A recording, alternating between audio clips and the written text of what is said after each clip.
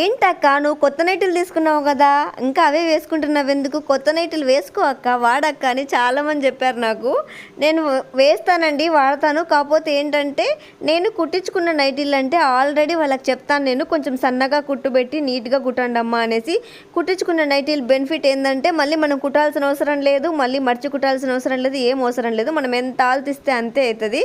కానీ నేను ఈసారి రెడీమేడ్ కొనుక్కున్నాను కదా, కుట్టించుకున్నవి మీరు బాగాలేవక్క, అవి వాడద్దక్క అంటే నేను అవి వాడలేదు. నేను కళ్యాణ్ మోడల్ తీసుకున్నాను ఈసారి నైటీలు. మీరు చెప్పారని నేను ఆ మోడల్ మానేసి మళ్ళీ వేరే మోడల్ అయితే తీసుకున్నాను.